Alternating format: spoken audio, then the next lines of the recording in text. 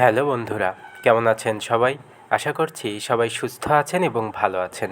চরিত্রহীন উপন্যাসের ৫৯তম পর্বে আপনাদের সকলকে স্বাগত। চলুন শুরু করা যাক।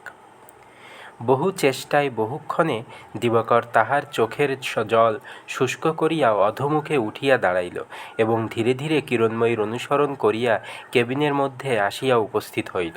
কিরণময়ী দরজা বন্ধ করিয়া দিয়া দিবাকরকে নিজের পার্শ্বে বসাইয়া তাহার দুই হাত নিজের হাতের মধ্যে লইয়া মুখ পানে চাহিয়া অত্যন্ত করুণ কণ্ঠে জিজ্ঞাসা করিল, কাঁদছিলে কেন ভাই? প্রশ্ন শুনিয়া দিবাকরের চোখের জল আবার গড়াইয়া পড়িল। কিরণময়ী আঁচল দিয়া তাহা মুছাইয়া দিয়া বলিল, সত্যি করে বলো দেখি ঠাকুরপো, তুমি আমাকে ভালোবাসো কিনা? দিবাকর কিছুই বলিতে পারিল না। নিতান্ত ছেলে মানুষের মতো আকুলভাবে কাঁদিতে লাগিল। কিরণময়ী তাহার অশ্রুসিক্ত মুখ নিজের বক্ষের উপর টানিয়া লইয়া চাপিয়া ধরিয়া রাখিল এবং ধীরে ধীরে তাহার মাথার মধ্যে অঙ্গুলি চালনা করিয়া নিঃশব্দে সান্ত্বনা দিতে লাগিল। এমন বহুক্ষণ কাটিল। বহুক্ষণে দিবাকরের অশ্রুর ধারা আপনিই নিঃশেষ হইয়া গেলে সে অপেক্ষাকৃত সুস্থ হইয়া উঠিয়া বসিল এবং কোনো কথা না বলিয়া দরজা খুলিয়া আস্তে আস্তে বাহির হইয়া গেল। জাহাজ তখন নদীর তীর ঘেঁষিয়া আঁকিয়া বাঁকিয়া মাটি বাঁচাইয়া জল মাপিয়া মন্দ গতিতে সমুদ্রের অভিমুখে চলিয়াছে এবং ছোট বড় জেলে ডিঙি ও মালবোঝাই নৌকার ক্ষুদ্র যাত্রীরা মস্ত জাহাজের মস্ত মর্যাদা রক্ষা করিয়া তফাত দিয়া অতি সাবধানে বাহিরে যাইতেছে। দিবাকর রেলিংয়ের পার্শ্বে একটা চৌকি টানিয়া লইয়া পুনরায় বসিয়া পড়িল এবং দূরে অদূরে জলে স্থলে যাহা কিছু তাহার চোখে পড়িতে লাগিল তাহারই কাছে মনে মনে অত্যন্ত বেদনার সহিত চিরবিদায় গ্রহণ করিতে করিতে অন্তরের অসহ্য দুঃখ অন্তর্যামীকে নিবেদন করিয়া দিতে লাগিল। কিছুক্ষণে আবার কেবিনের মধ্যে ডাক পড়িল। কিরণময়ী বলিল, বেলা অনেক হলো, স্নান করে এসো, আমি ততক্ষণে তোমার খাবার ঠিক করে রাখি। সে নিজে এইমাত্র স্নান করিয়া লইয়াছিল। পিঠের উপর আর্দ্র চুলের রাশি ছড়াইয়া দিয়া কেবিনের মেঝেতে বসিয়া হাঁড়ির মুখ খুলিয়া কি কতকগুলো আহার্য সামগ্রীর জমা খরচের হিসাব করিতেছিল। রাতের মধ্যে সে ঝিঁকে দিয়া এই সমস্ত সংগ্রহ করিয়া লইয়াছিল। দিবাকর জবাব দিল, তুমি খাও, আমার লেশমাত্র ক্ষুধা নেই বৌদি। কিরণময়ী মুখ তুলিয়া চাহিল, বলিল, সে হবে না, তুমি না খেলে আমারও খাওয়া হবে না। তুমিই এখন আমার সর্বস্ব, তোমাকে না খাইয়ে আমি কিছুতেই খেতে পারবো না। কথা শুনিয়া দিবাকর লজ্জায় মরিয়া গেল এবং কোনো কথা না বলিয়া বাহিরে চলিয়া যাইতে উদ্যত হইতেই কিরণময়ী ধরিয়া ফেলিয়া বলিল, এ যে সপ্তরথীর বুজ্জ ঠাকুরপো, পালাচ্ছ কোথায়? প্রবেশের পথ আছে, কিন্তু বার হবার পথ কি সবাই জানে? যদি সে ইচ্ছেই ছিল এ বিদ্যে তোমার উপিন দাদার কাছ থেকে শিখে নাওনি কেন? একটুখানি মৌন থাকিয়া কহিল, তামাশা নয় ঠাকুরপো, আমার অবাধ্য হইও না।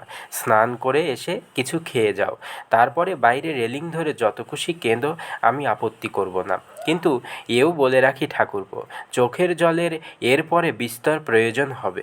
অপ্রয়োজনে বাজে খরচ করে যখন তো যেন আফসোস করতে না হয়। দিবাকর জবাব দিল না। আগন্তুক দিনের এই নিষ্ঠুরতম পরিণামের ইঙ্গিত নতশিরে বহন করিয়া স্নানের জন্য নীরবে বাহির হইয়া গেল। শূন্য বক্ষে কিরণময়ী স্তব্ধ হইয়া বসিয়া রহিল। তাহার বিদ্রূপের শুল দিবাকরকেই বিদ্ধ করিল না, তাহা সহস্র গুণিত হইয়া নিজের বক্ষের মাঝে ফিরিয়া আসিল।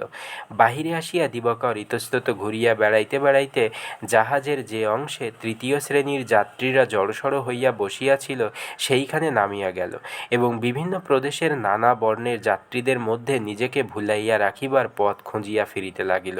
এই ভারতবর্ষের মধ্যে কত বিভিন্ন জাতি, কত বিচিত্র পোশাক পরিচ্ছদ, কত অজ্ঞাত ভাষা যে প্রচলিত রহিয়াছে, দিবাকর এই প্রথম তাহা দেখিয়া অত্যন্ত বিষয়াপন্ন হইল। জাহাজের খোলের মধ্যেই সেই জনতা এবং নানাবিধ ভাষার সংমিশ্রণে যে অপরূপ শব্দরাশি উত্থিত হইতেছে, তাহাই বা কি বিচিত্র! সে সিঁড়ি বাহিয়া তথায় নামিয়া গেল এবং নির্বাক বিস্ময়ে স্তব্ধ হইয়া রহিল।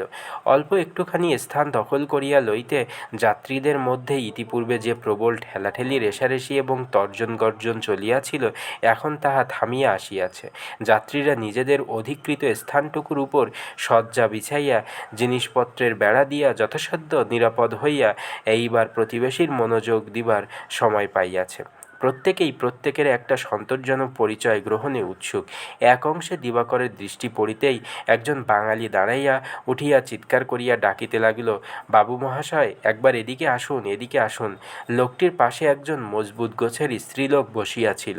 সেও সোৎসুক নেত্রে সে অনুরোধেরই সমর্থন করিল। দিবাকর বহু পরিশ্রমে বহু লোকের তিরস্কার ও চোখ রাঙানি মাথায় করিয়া ভিড়ের মধ্যে সাবধানে পা ফেলিয়া নিকটে আসিয়া উপস্থিত হইতেই লোকটির নিকটস্থ তোরঙ্গের উপর স্থান নির্দেশ করিয়া বলিল, এইটা আমার টিনের পেটি নয় মশাই, আসল লোহার, আপনি স্বচ্ছন্দে বসুন মশাই। আপনারা? দিবাকর বলিল, ব্রাহ্মণ। তৎক্ষণাৎ লোকটি দুই হস্ত প্রসারিত করিয়া দিবাকরের জুতার উপর হইতে পদধূলি গ্রহণ করিয়া লইয়া জিহ্বায় কণ্ঠে ও মস্তকে স্থাপন করিয়া বলিল, ভাবছিলাম এ কটা দিন বুঝি বা বৃথাই যায়। মশাই আছেন কোথায়? দিবাকর অঙ্গুলি নির্দেশ করিয়া উপরে দেখাইয়া দিলে। সে বলিল, কেবিনে আছেন? তা যেখানেই থাকুন, দিনান্তে একটিবার পদধূলি থেকে বঞ্চিত করবেন না। যাবেন কোথায়? রেঙ্গুনে? দিবাকর মাথা নাড়িয়া বলিল, না, আরাকানে। আরাকানে তো আমিও থাকি, আজ 20 বৎসর ওখানে আছি। মহাশয়কে তো কখনো দেখিনি, এই প্রথম যাচ্ছেন। সেখানে কেউ আত্মীয় আছেন বুঝি? নেই? তা হোক, কিন্তু কিছু চিন্তা করবেন না মশাই, বাপ মায়ের আশীর্বাদে আমি ওখানকার একজন বাড়িওয়ালা। অনেকগুলো ঘর আমার খালি পড়ে আছে, তা যাবেন আপনি আমার সঙ্গেই। পার্শ্ব উপবিষ্ট স্ত্রীলোকটিকে দেখাইয়া বলিল, ইনি বাড়িওলি।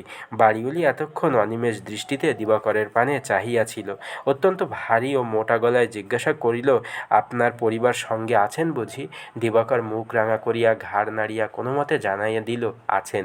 স্ত্রীলোকটির কথা বাঁকা বাঁকা, কপালে উল্কি, সীমন্তে মস্ত একটা সিঁদুরের দাগ, নাকে নথ এবং দুই কানে 20-30টা মাকড়ি।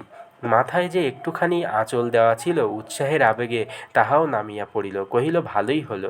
আরাকান বড় মন্দ জায়গা মশাই, মগের দেশ। কিন্তু আমার বাড়িতে কারো দাঁত ফোটাবার জো নেই। আমি তেমনি বাড়িওলি নই। কামিনীকে ভয় করে না এমন লোক ওদেশে নেই। থাকবেন আমার বাড়িতেই, কোনো ভয় নেই। ভাড়া 5 টাকা করে, তা দেবেন আপনি 4 টাকা করেই। হ্যাঁ বাড়িওয়ালা, তোমাদের বাংশালে একটা কাজ জুটবে না? বাড়িওয়ালা একটু ইতস্তত করিয়া বলিল, তা জুটবে বই কি। দিবাকর প্রশ্ন করিল, মশায়ের নাম? হরিশ ভট্টাচার্য। না না, ও করবেন না, অপরাধ হবে। আমি ব্রাহ্মণ নই, কৈবর্ত। একটু শাস্ত্র টাস্ত্র জানা আছে বলে লোকে আদর করে ভট্টাচার্য বলে ডাকে। ত্রিকণ্ঠী মালা ধারণ করেছি, মাছ মাংস পরিত্যাগ করেছি। আর কেন মশাই, ঢের তো করে দেখলুম। এখন প্রায় 2,000-2,500 খরচ করে 4 ধামে ঘুরে এলুম। বাড়িতেও বছর চারেক মাকে আনলুম। আর কেন, এই বাড়িওলিকে মাঝে মাঝে বলি, বাড়িওলি, আরাকানে যা কিছু আছে বিক্রি সিক্রি করে কোথাও একটা তীর্থধামে গিয়ে থাকি চলো।